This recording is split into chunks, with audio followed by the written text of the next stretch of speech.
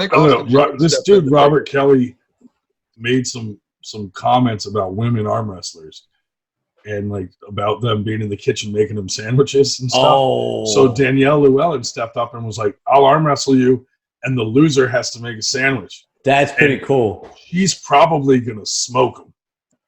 Yeah. She'd be a good one for your show because she's like a power lifter, arm wrestler, and she's new to arm wrestling, but she's a beast in the gym. Yeah. What's her name? Danielle Llewellyn. Danielle. And she's a big time With 2 L's. center.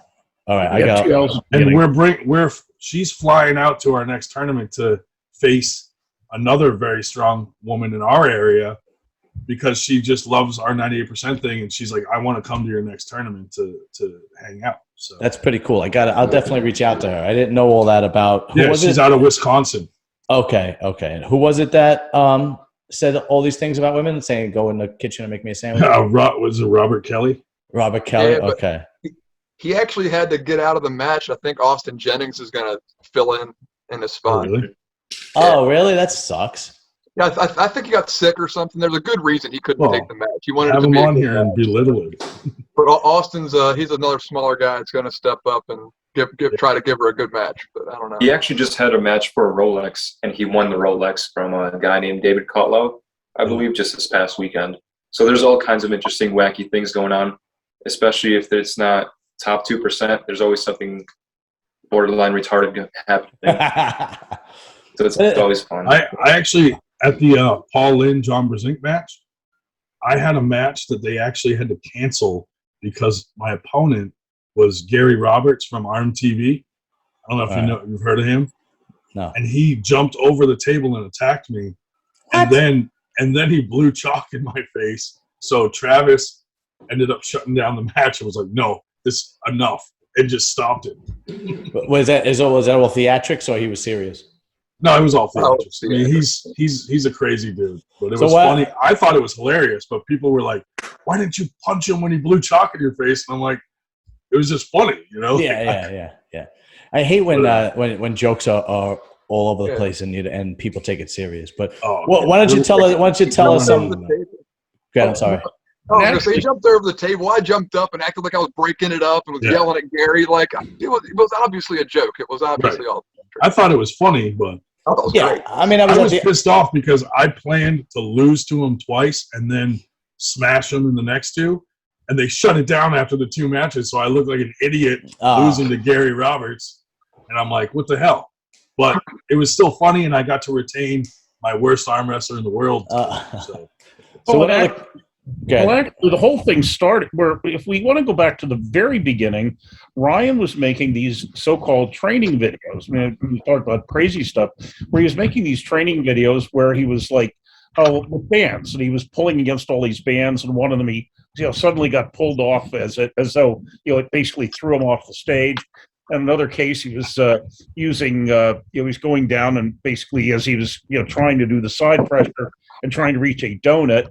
But anyway, I'll send you one of the videos, John. Yeah, definitely. What he's talking about. Well, the very first one that he made with the bands, he had these people that didn't know he was kidding, and these Russians writing him saying, "That's not the way it's done. That's not the way it's done." Well, Devin Larratt saw it and basically put it up. Shared it. And it just went absolutely viral. Yeah, it went huge viral. Like, really? To the point where I would go to an arm wrestling tournament and people would walk past the pros and be like, "Hey, you're the worst arm wrestler in the world. I watch your videos." And then, like, the guy standing near me would be like, "What the fuck? How the hell do they know you? You don't even arm wrestle." Well, So it was like, it became a joke. It was hilarious. So I just ran with it. That happened to Paul once, didn't it? When you went to that practice, and Paul someone walked right past Paul in and came right up to me, and he was like, "What the fuck?" Really? That's fucking cool. So what other crazy shit have you guys done? I mean, has anybody basically gotten so drunk at as a practice they just threw up and passed out and you left them there? Well, lately we're having some issues because we like to meme people, and it's all out of love. And we memed Paul Italia, who's like Travis's business partner, and those two are fucking angry that we memed them. Really? So now there's like a rivalry between 98 Paul Italia, even though we don't really have a problem with the guy. But now at that tournament down there, Travis made a comment like, "Hey, if any 98%ers show up in a 98 shirt, I'm taking their money and kicking them out." So, but he didn't anticipate that 40 of us showed up, so they couldn't do shit. So Paul Italia spent the whole night sulking and wouldn't shake any of our hands. Really? And was like, yeah, he was being a baby about it. And we've all, even like Dave and Berger tried to talk to him and apologize and said, look, the 98 doesn't hate you. If we're memeing you, it means like we're just teasing. Like you're not a bad guy. We're just, but that's what guys do. I mean, I'm a sewer worker in New York City. Right. Yeah, you bust balls all day. Constantly. Right. It's not even. It's what you do in the trades. It's not even like it's if you don't have thick skin and you're right, like then that's when, like, if we can't fuck with you, that's when you're like, you become an outcast. Right. And then you smell the blood and you're like, now we're gonna really fuck with oh yeah. But some guys like real like, but they go in. I mean, there was this one guy, oh god, he had no teeth. And if you guys, I don't know what happened. I don't know if he got his teeth knocked out or whatever. He had no teeth, and he couldn't get any fake teeth right away. He had to wait till his fucking teeth came in. Oh man, I mean, everybody just ripped on him for. One guy, one guy was like, "Why don't you go floss with quarter-inch rope?" Another guy said, "Whether when you smile at me, I don't know whether to smile back or kick a field goal." Another guy said, "How do you eat a Tic Tac? Do you just throw it right now?" It's just going on and on and on and on and on, and it just doesn't stop. And if you like you said, Ryan, if it gets to you, it just gets worse. Yeah. Oh yeah. Well, that's why I call myself the worst arm wrestler in the world. So when people beat me in a tournament, I'm like, "Whoa, you beat the worst arm wrestler, big deal." So it's like a win-win for me all the time, whether I lose or win. So it's kind of become my thing. Has anybody crossed the line? Has anybody done something so bad that the 98% got kicked out? Not yet. But Paul Italia, if there would have been less of us there, I think Paul Italia and Travis would have been like, "Get the fuck out of here." No, I'm talking about you guys. Like, have you guys kicked anybody out? Kicked anybody out? Yeah. Crossing lines. Dave, there's some people that the crossing state lines, smuggling something that Ryan planted on you. Well, I put a bag of dildos in Dave's trunk, and he went to New York with it. And I was like, "Dave, you could get in trouble for smuggling dildos across state lines." And he pulled over and looked in his trunk and found the bag of dildos. I said, "Hey, I'm smuggling them into the New York metropolitan area. Isn't that a requirement? I mean, New York's not going to throw you out." You did it to this Dave? Yeah.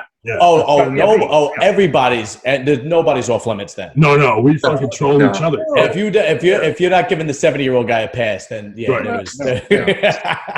weren't anything inconspicuous either. There's something as long as a forearm, fully black and veiny. Like the ones with the suction cup. Yeah.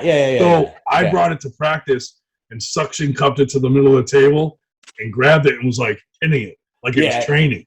So everyone thought that was hilarious, but then I had him in this bag, and I forgot that I threw it in Dave's trunk. So he's driving all around with this bag of dildos. I'm like, we should call the cops and be like, check this guy's trunk.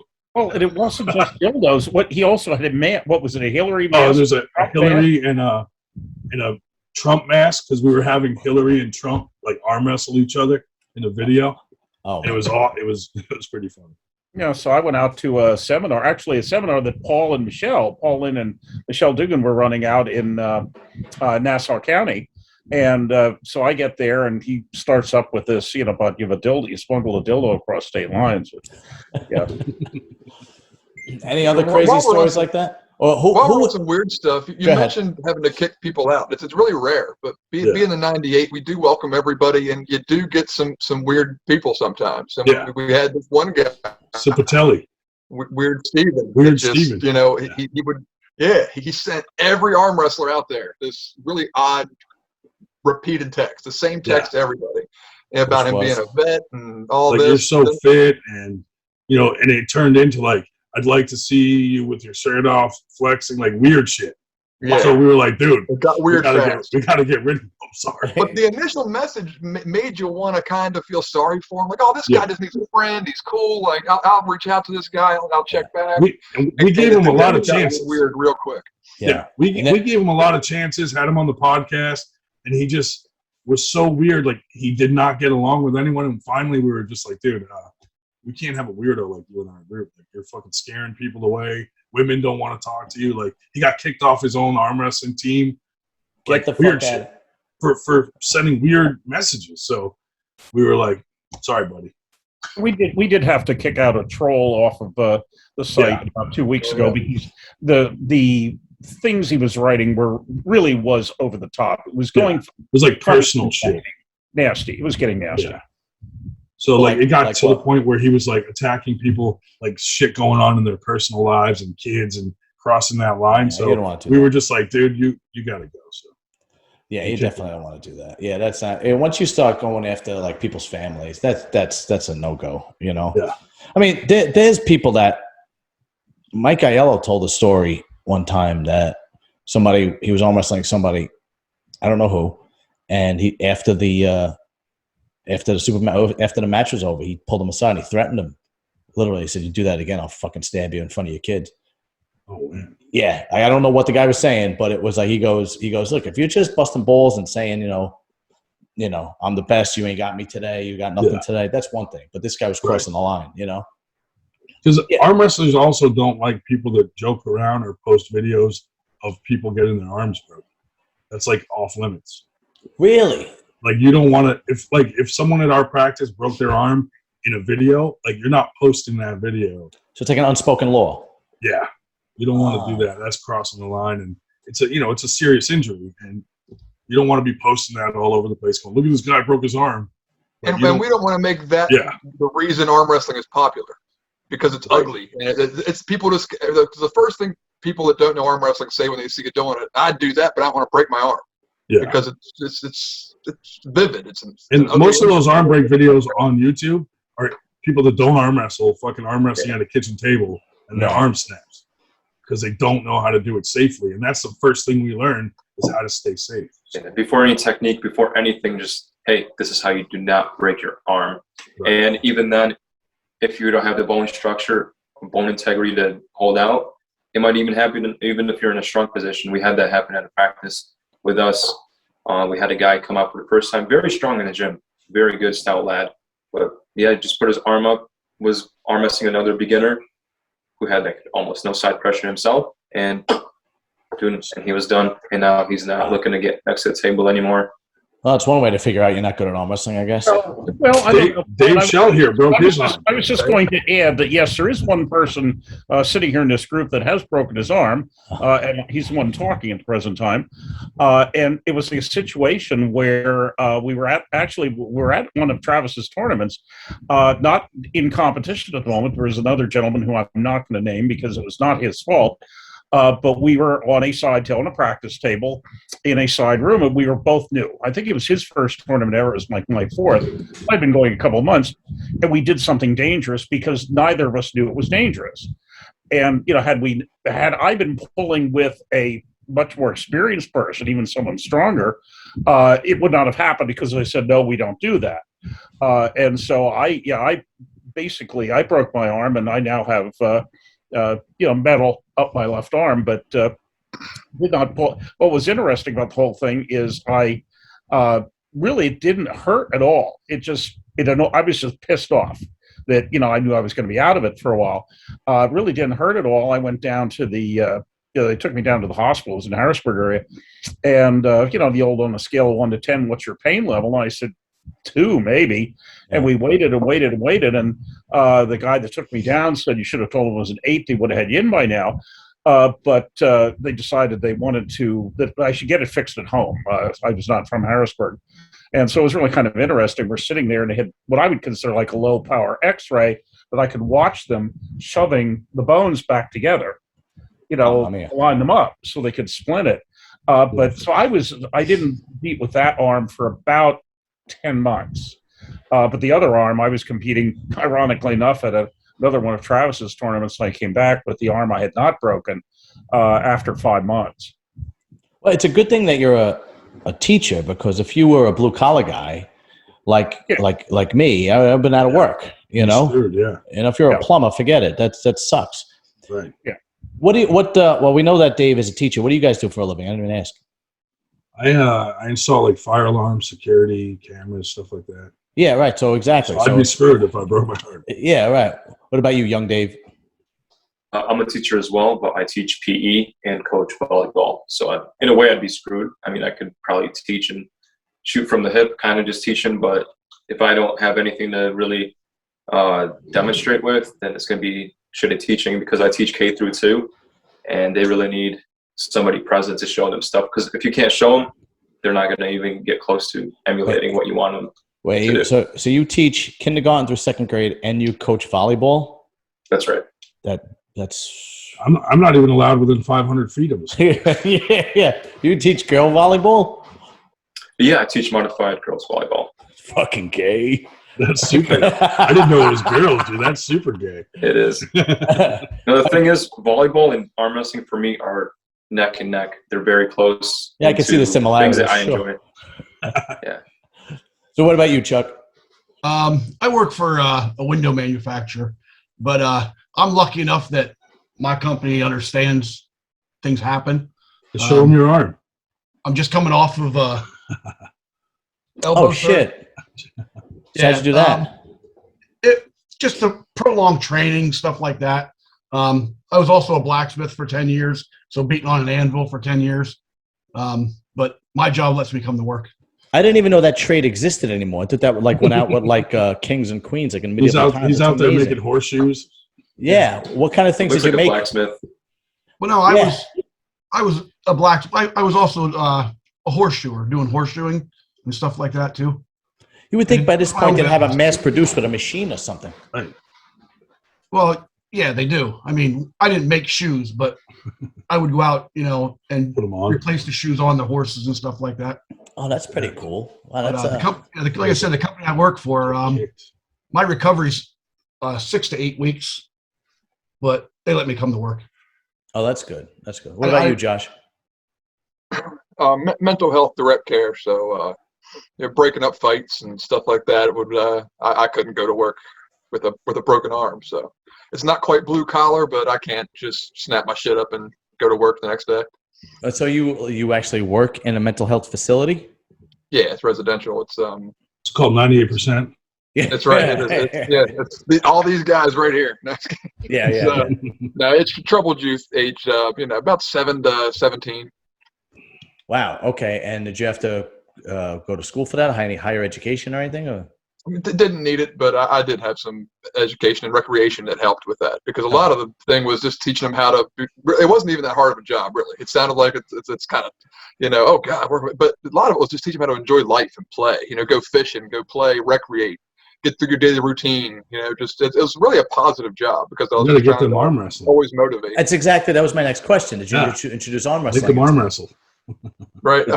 I had to be careful, because of course the kids would, if they hurt themselves doing it, that would be tough. But they knew I was doing it, so they would think it was cool. And there was a couple kids I trusted to do it, a couple of the boys we would have. But of course you have boundaries and things like that. And once COVID hit, no dice with the arm wrestling in a facility like that. So I had to be careful with it. But they loved it. All the kids I showed it to seemed to really enjoy it. And it was something maybe they'll take with them when they leave, and they'll get into that later.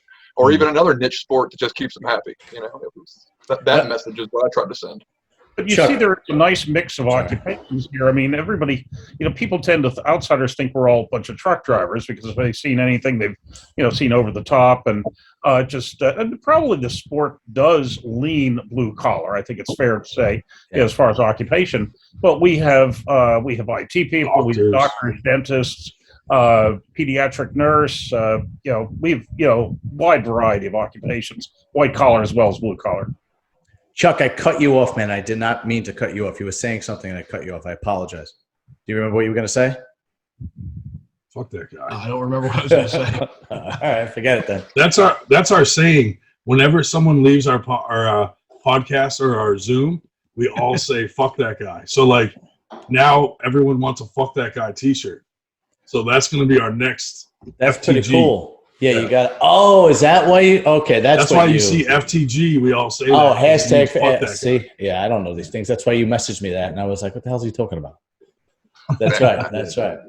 All right, cool. All right, so you guys got any big tournaments coming up? Anything you want to plug? Yeah, New York State Championships. That's first. Shove that right you in go there. ahead first.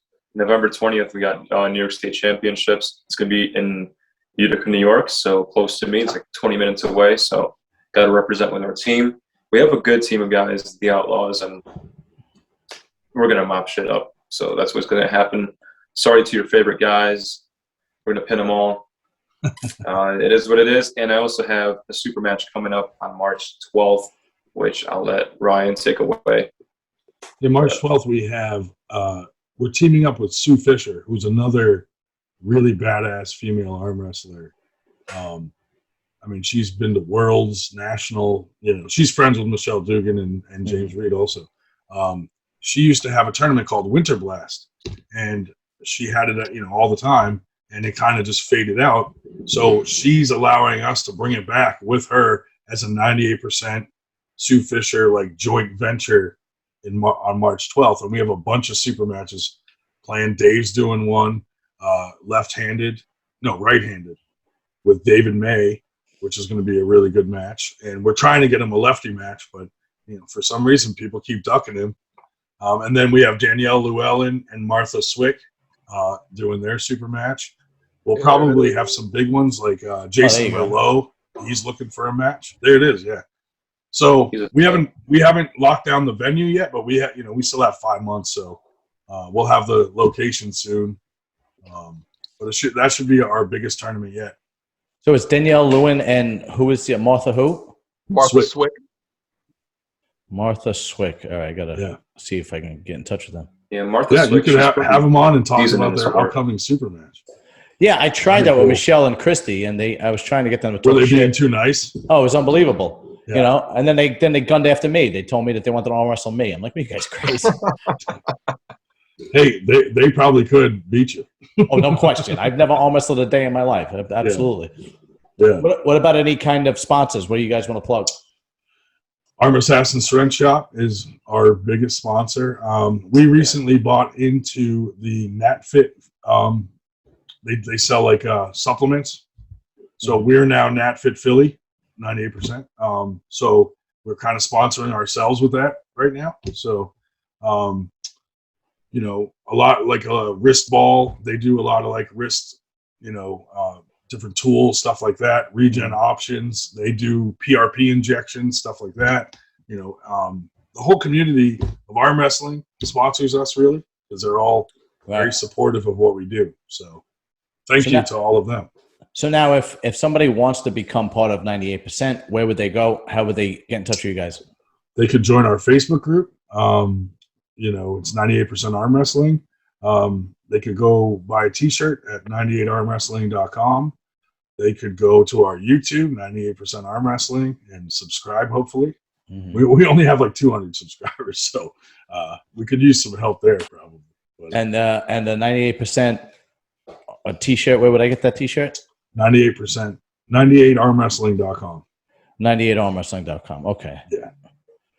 We'll send you a t-shirt. The 98. No. I'll buy one. Armwrestling.com. Yeah.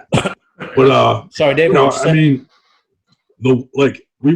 What really kicked off that we realized that this could be big is we all went to this tournament, and every time one of us was at the table, the crowd went wild chanting 98%. Just yelling out 98 like gang members. And then other people were like, what's 98? And we'd explain it to them. And now they're yelling 98. And it blew up. And we were like, dude, we could do this. This is awesome. The energy in the room was just crazy. And then all of us, Berger was there. We just decided, dude, let's just run with this. And we started the Facebook group. Paul Lynn was like, you got to make a Facebook group. And then it just blew up. So it's just been fantastic fun ever since. All right, cool. So what we're going to do is we're going to keep in touch. And for sure. I'll touch base with all of you guys from time to time. Since I'm new to arm wrestling, I'm going to need some background info from people, and I could reach out to you guys and so on and so forth. And we could do this again. I could have you on again. You could have on people that like any weirdos you could bring on because that always helps. You know. Yeah. And you have a supply of them. Yeah. Yeah, some of those. And or anybody who hasn't been on the show today, you could bring back. And you should have Paul Italia on and say, hey, you know, those 98% guys are pretty nice. I actually reached out to him a couple of months ago. Yeah. And he never got back to me, so I don't know. Oh, fuck that guy. How would you like there's numerous practices in the area in New Jersey, New York. I'd be glad to haul you to one, and we can introduce you to the sport. Yeah, you know, listen, if I had this is going to sound like an excuse. If I had the time, I would definitely do it. But between my regular job, working overtime, that's my summetry work. Yeah. Then I do electrical work on the side, so I have a side gig, right? And then this podcast, the reason why I have to do it at 8:30 at night is because I don't have any time during the day. Right. And then editing is a pain in the ass. Yeah, I actually sub that out. I actually pay people to do that because I can't do it. That's what. If we had the money, we would too. Yeah. Well, just so you know, it would be well worth the $35 that the swine in New York and New Jersey charge for the various toll bridges and tunnels and everything else to get from Pennsylvania to Long Island and back. But maybe if you guys have like if there's like a novice when nobody's ever pulled before, then maybe I would we have that. Oh, really? We absolutely have that. I'll be honest with you. I still compete in that. Do that's hysterical. Right. I'll be honest with you. If I knew about arm wrestling when I was younger, I would have ditched bodybuilding and totally went into arm wrestling because with bodybuilding, there's not much camaraderie. People like to say there is, but there really is. It's an individual sport, and everybody. It's very, it's you know, as much as I love it, and it's my first love as far as like the power sports. It's a very shallow sport, you know. It really is. But arm wrestling is like there's a bunch of guys like you, and there's camaraderie, and there's characters, and people don't care if you're good or not. Right. Everybody's there to help you, you know. The cool thing too is like, what sport can you fucking go hang out and arm wrestle with your like fucking top guys? Right. No, like baseball, you're not going to go play catch with the fucking pitcher. Or go, you know what I mean? No, yeah, absolutely. You're having a beer with your fucking sports idols, and they're hanging out. Is they're just like us? They're just fucking stronger and better. No, they're just normal dudes, you know? Absolutely. If I wanted Phil Heath to teach me how to like pose like a professional bodybuilder, I better have my checkbook ready, baby. Right. He is not doing that shit for free. Absolutely. Right. All right, the first time I met John Brezink. Yes, I want. Good. So. Ryan, then we'll get to you, Jay. You know, he grabs your hand, and he has a massive hand. So, you know, Berger was behind me and a couple of the guys, and I said, John, your thumb is bigger than my dick. He fucking gave me the weirdest look. Yeah. And then we took a picture, and then these guys go, dude, you just met John Brezink, the greatest arm wrestler ever, and that's what you say to him? And I said, well, he's going to remember my fucking greeting more than anybody else's here. And he did. Now, when I see him, he remembers who I am. Yeah, but just so you know, I was looking for a TikTok piece to put on my TikTok. That's going to be the piece right there. What were you gonna say, Chuck? So you talk about hanging around with the elite people. In 2016, I qualified to go to the Arnold Classic, and I'm hanging out with Scott Mendelson. We're standing there by the stage, and here's Scott Mendelson puking in the garbage can. Was he powerlifting or arm wrestling?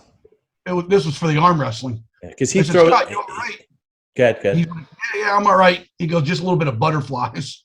I interviewed Scott Mendelson, and he said every time he did a powerlifting tournament, he threw up every time. Huh.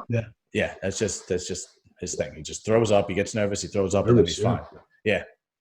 All right, fellas. Thank you very much. Hey, thank you for having us on, man. Oh, no problem. If there's anything we can do to help you with your channel, just let us know. Oh, believe me, I could use all those. Yeah. Just fucking subscribe and like, and we'll go from there. That's about it. All right, brother.